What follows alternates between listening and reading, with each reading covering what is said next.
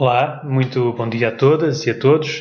Fico muito feliz por esta oportunidade de colaborar com a Associação Internacional das Cidades Educadoras nesta aula virtual e que é uma aula dedicada a equacionar o tema dos processos de participação e, em particular, os orçamentos participativos nas novas escalas territoriais e institucionais que hoje se vão conhecendo no mundo, na medida em que estes processos têm vindo a ganhar uma visibilidade crescente, não apenas ao nível dos governos locais, mas também, e cada vez mais, a nível de regiões, estados e mesmo de alguns países. E, portanto, eu gostaria de começar esta aula com uma primeira reflexão de que esta expansão dos orçamentos participativos no mundo está a ganhar uma forma bastante significativa nos últimos anos, mas num contexto em que a democracia representativa, a democracia liberal, está ela a regredir há 12 anos consecutivos, segundo os vários relatórios que são conhecidos sobre o tema. E, portanto, é uma tendência dos orçamentos participativos, é uma tendência que é contrária, em termos daquilo que é a sua expansão, ela é contrária à tendência de regressão dos regimes democráticos no mundo. E os dados que nós temos hoje são, felizmente, bastante animadores. Os últimos censos mundiais dos orçamentos participativos indicam-nos a existência de, pelo menos, entre 7.000 a 7.800 experiências de orçamento participativo em todos os continentes, e isso aumenta de forma muito significativa o número daquilo que nós conhecemos até ao momento, que eram cerca de 3.000 experiências. E, portanto, este último censo do orçamento participativo no mundo apresenta-nos, face ao anterior, 4 grandes diferenças.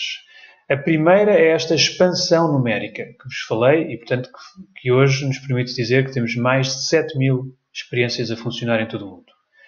A segunda grande alteração é que a Europa passou nos últimos anos a constituir-se como o continente com o maior número de experiências de orçamento participativo. Esta posição pertencia à América Latina, mas por várias razões, conhecidas em vários dos países que compõem este continente, esse número de orçamentos participativos tem vindo a diminuir, e o Brasil é provavelmente a situação mais flagrante a este nível.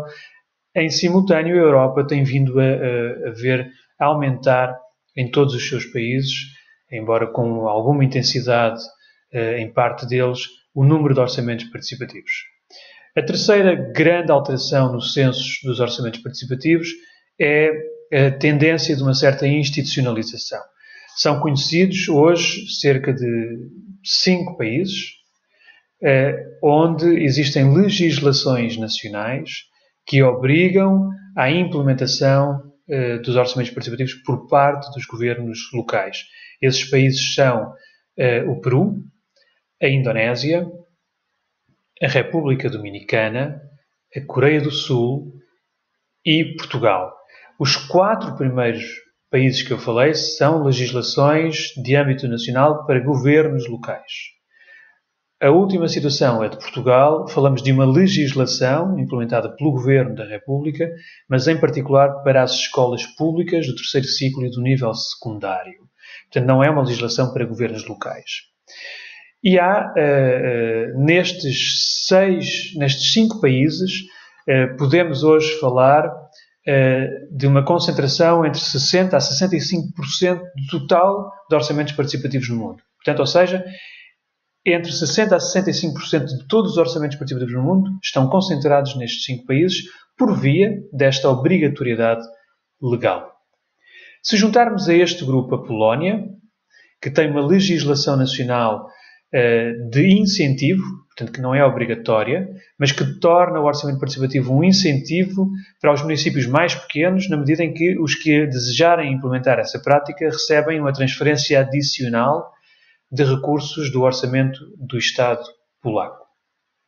E, portanto, se juntarmos a Polónia, estamos a falar hoje de 80% a 85% dos orçamentos participativos no mundo concentrados em 6 países, onde existem legislações, sejam elas de obrigatoriedade ou de incentivo.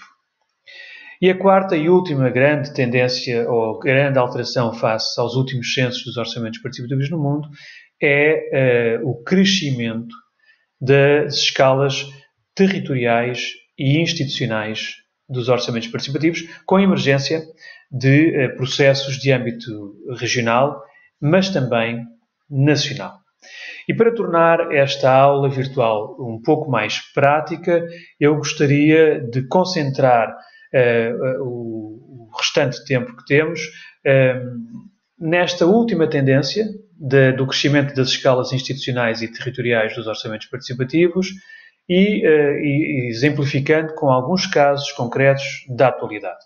Vejamos, por exemplo, a situação da Federação Russa, que é talvez o país mais paradigmático deste aumento de escala.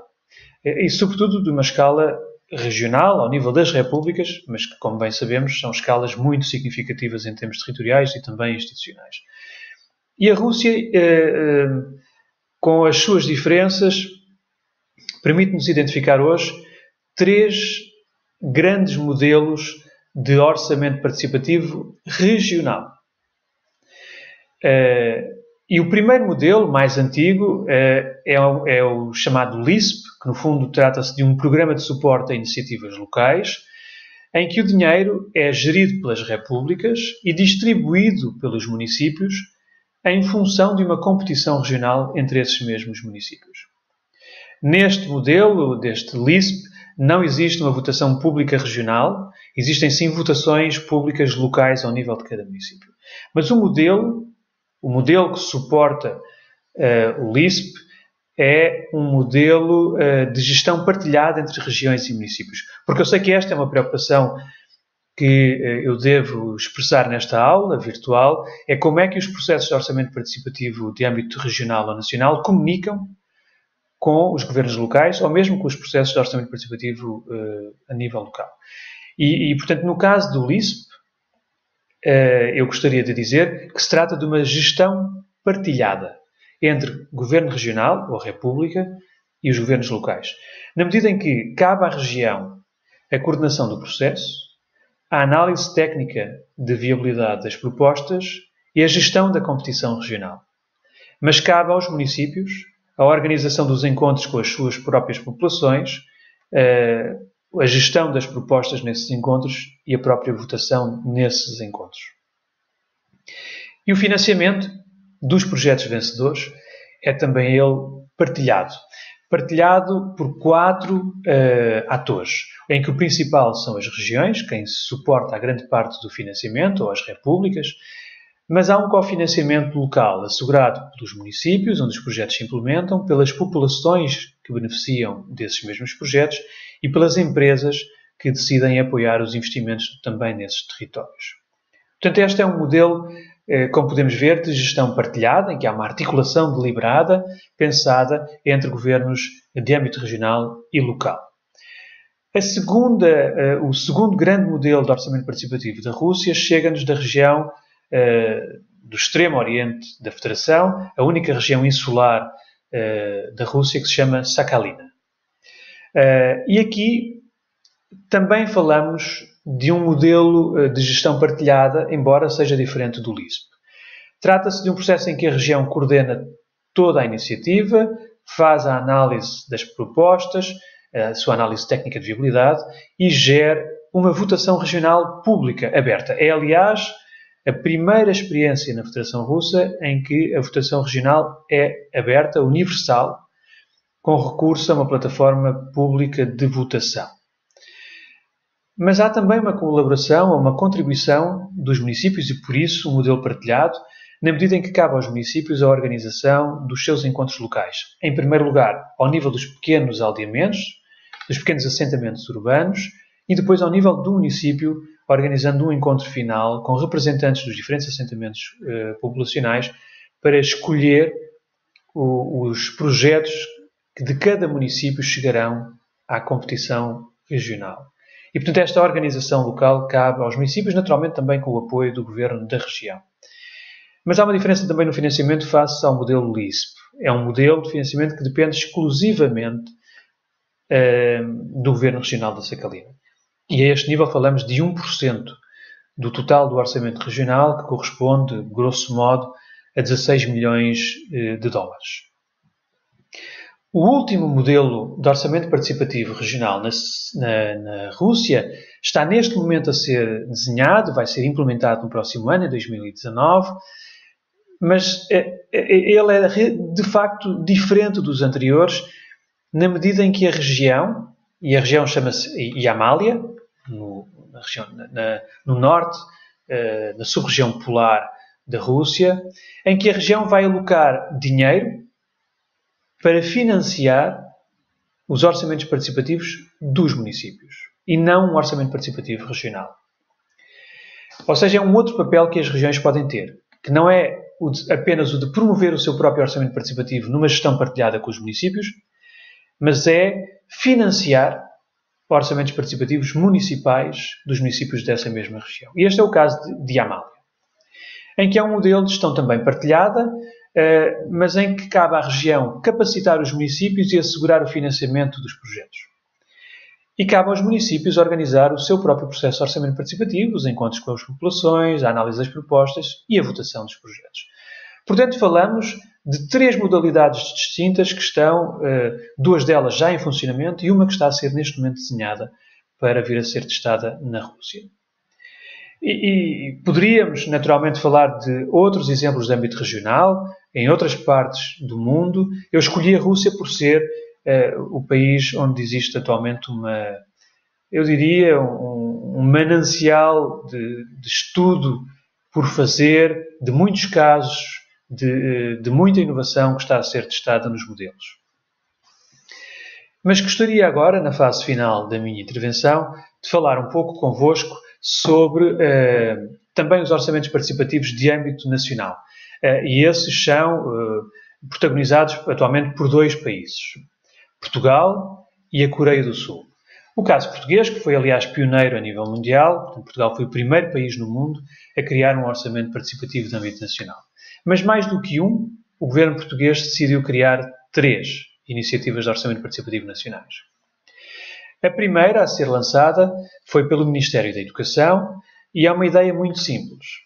O Ministério da Educação, que todos os anos transfere do Orçamento do Estado para as escolas públicas dinheiro necessário ao funcionamento dessas escolas, decidiu passar a transferir uma verba adicional para as escolas do 3º ciclo e secundário, escolas públicas, e essa verba destina-se a financiar os orçamentos participativos de cada escola, ou seja, é dinheiro que os estudantes dessas escolas vão poder decidir com base em propostas que eles próprios vão poder apresentar e votar.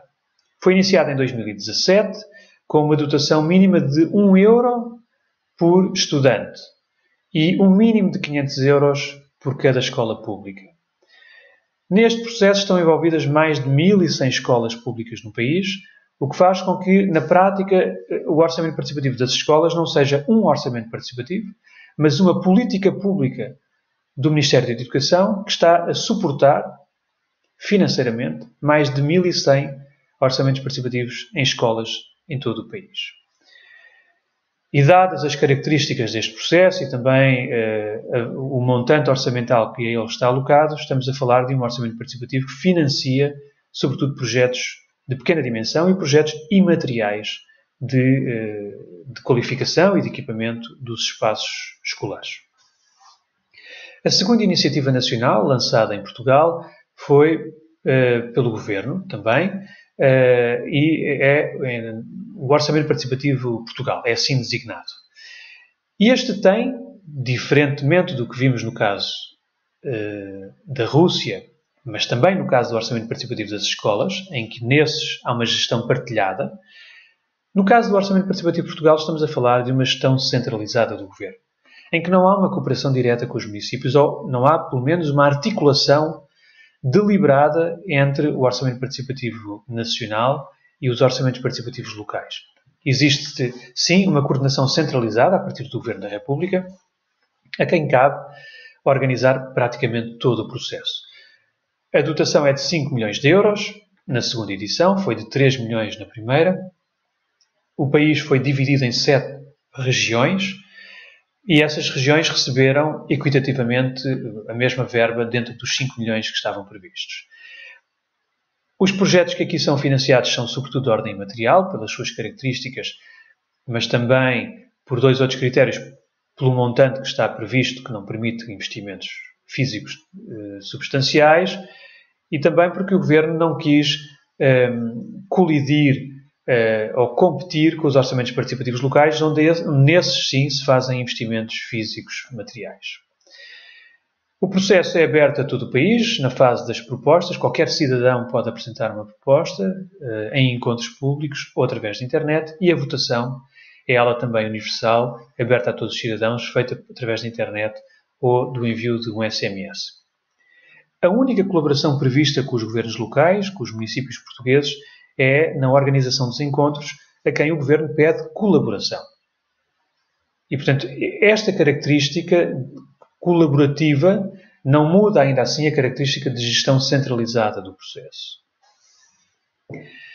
Há um segundo Orçamento Participativo Nacional, fora das escolas, e, portanto, é a terceira iniciativa de Orçamento Participativo que temos em Portugal, que é o Orçamento Participativo Jovem.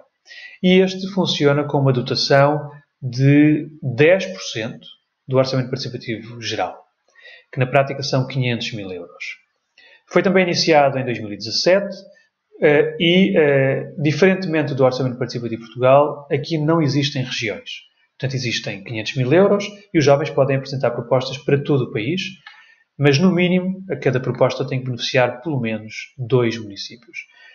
Os projetos podem chegar aos 100 mil euros e, portanto, são também projetos imateriais, e é um processo aberto, universal, a jovens de 14 aos 30 anos, portugueses ou estrangeiros a residir em Portugal, e esses podem apresentar propostas e podem votar os projetos finalistas.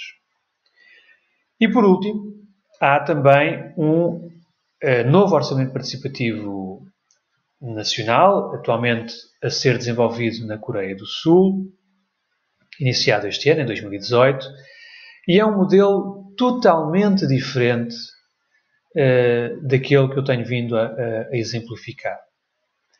Primeiro, há uma nota importante a partilhar convosco, é que trata-se de um Orçamento Participativo Nacional implementado num país que tem uma legislação, também ela nacional, que obriga os seus municípios a fazer orçamento participativo. Portanto, primeiro o Governo criou uma lei que obriga os municípios e depois decidiu o Governo fazer também o seu Orçamento Participativo Nacional. Mas o Governo enfrenta aqui uma grande dúvida, e é uma das dificuldades que está em cima da mesa a ser discutida atualmente pelo Ministério das Finanças e da Economia, que quem gera o Orçamento Participativo Nacional, é como é que este Orçamento Participativo Nacional pode comunicar e colaborar com os orçamentos participativos locais. E isto não foi acautelado, isto não foi pensado. Portanto, o Orçamento Participativo Nacional da Coreia do Sul implementa-se à margem dos orçamentos participativos locais obrigatórios. Este processo foi iniciado, como eu disse, este ano. Ele é universal na fase das propostas, o que significa que qualquer cidadão da Coreia do Sul pode apresentar uma proposta, mas a sua análise técnica de viabilidade e a votação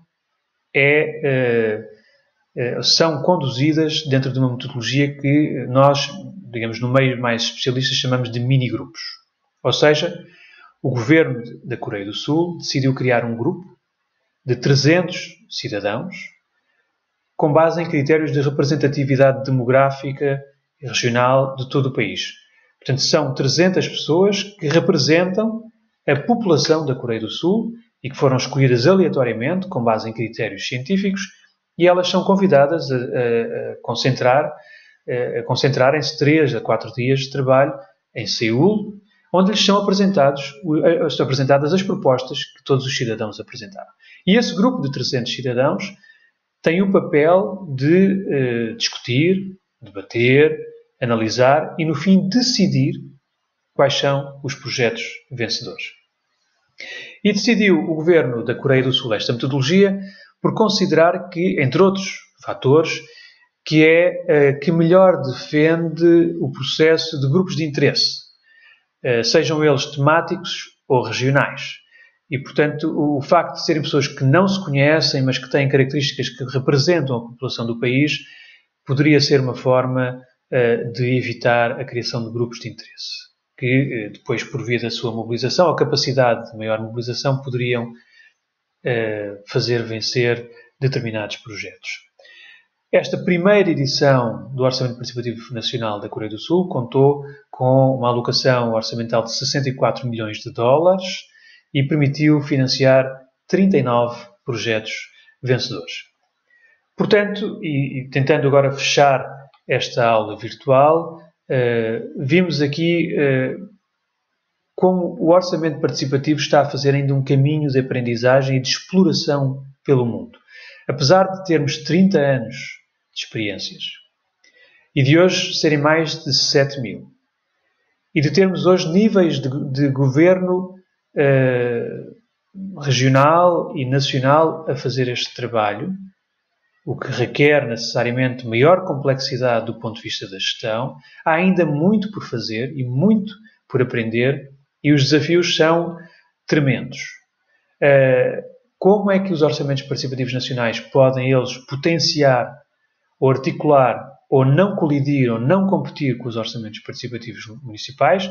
Acho que há alguns exemplos que nos chegam da Rússia que podem iniciar algum trabalho nesse sentido, mas há ainda muito trabalho por fazer. Há um outro desafio essencial, que é como é que estes processos de âmbito nacional ganham uma capacidade comunicativa e de mobilização das populações, porque essa capacidade de mobilização é sempre muito mais eficaz e mais fácil a nível local. E, portanto, a comunicação nacional de um orçamento participativo para grupos totalmente indiferenciados é um desafio.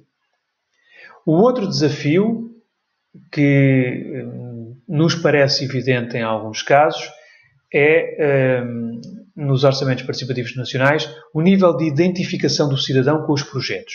E há aqui dois níveis de identificação, que também se reproduzem nos orçamentos participativos locais, mas de uma forma diferente. Há um nível de identificação territorial, quando os projetos são territorialmente localizados, e há um nível de identificação temática, quando os cidadãos se mobilizam por projetos associados a temas. E normalmente, nos orçamentos participativos nacionais, os projetos que estão associados a temas e não a territórios são os vencedores, porque têm uma maior capacidade de chegar a redes temáticas que se identificam com os projetos que estão em apreço. E há um último desafio nos orçamentos participativos regionais e nacionais que eu queria partilhar convosco, que é o da relação direta entre os serviços e os cidadãos, que em muitos orçamentos participativos locais é conseguido por via da proximidade e do uso de um conjunto de mecanismos de comunicação, mas que nos orçamentos participativos nacionais, por exemplo, são muito dificultados. Basta imaginar que num orçamento participativo municipal a análise técnica de viabilidade das propostas cabe a um serviço do município, enquanto que a análise técnica das propostas no orçamento participativo nacional cabe a diferentes ministérios, que normalmente estão concentrados na capital do país. E, portanto, como é que estes ministérios, que vão analisar propostas sobre realidades muito diferentes, territorialmente distantes, e por vezes não conhecendo localmente todas as características e digamos, as exigências de implementação do projeto, como é que o conseguem avaliar devidamente e como é que conseguem manter um diálogo com os autores desta proposta de forma a perceber a necessidade ou não de viabilizar, de inviabilizar, de alterar a proposta para que ela seja viável. Portanto, há aqui um conjunto de aprendizagens, mas também de desafios que hoje se colocam e não há conclusões definitivas. Há um caminho a ser percorrido, há muitas aprendizagens realizadas e há muitos modelos hoje a ser testados e eu acho que devemos continuar atentos para perceber quais são as vantagens que cada modelo nos está a trazer, os desafios que ainda se colocam e aquilo que não devemos repetir por percebermos que não está a funcionar. Agradeço a todos a atenção que dispensaram e fico naturalmente disponível para o debate e os esclarecimentos que considerarem necessários sobre estes temas que aqui estive a expor.